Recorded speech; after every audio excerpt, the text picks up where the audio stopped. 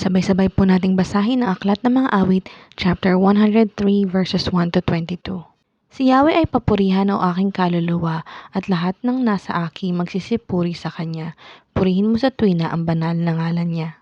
Si Yahweh ay papurihan o aking kaluluwa, at huwag mong kaliligtaan mabubuti niyang gawa.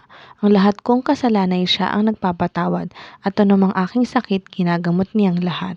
Sa bingit ng kamatayan ako ay inililigtas at pinagpapala ako sa pag-ibig niya't habag.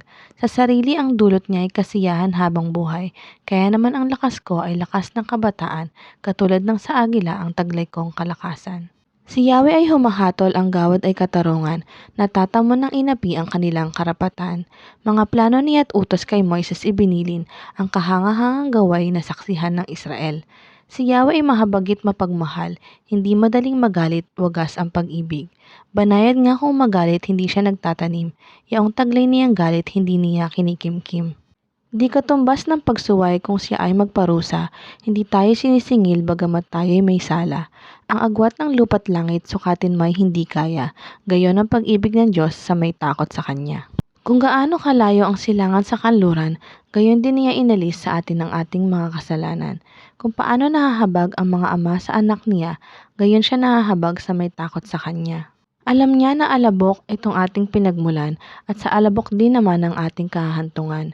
Ang buhay ng mga tao ay parang damo ang katulad, sa parang ay lumalago na katulad ay bulaklak, nawawalat na lalagas kapag ito'y nahanginan. Nawawalan na nga ito at hindi na mamamasdan. Ngunit ang pag-ibig ni Yahweh ay tunay na walang hanggan. Sa sino man na sa Kanya ay may takot at pagmamahal, ang matuwid niyang gawa ay wala ring katapusan. At ang magtatamo niyo'y ang tapat sa kasunduan at tapat na sumusunod sa bigay na kautusan. Si Yahweh nga ang nagtayo ng trono sa kalangitan, mula doon sa nilikhay maghaharing walang hanggan. O purihin niyo si Yahweh, kayong mga anghel ng Diyos, kayong mga nakikinig at sa Kanya'y sumusunod. Si Yahweh nga ay purihin ng buong sangkalangitan, kayong mga lingkod niyang masunurin kailanman. O purihin niyo siya, kayong lahat na nilalang, sa lahat ng mga dakong naghahari ang may kapal. O aking kaluluwa, si Yahweh ay papurihan.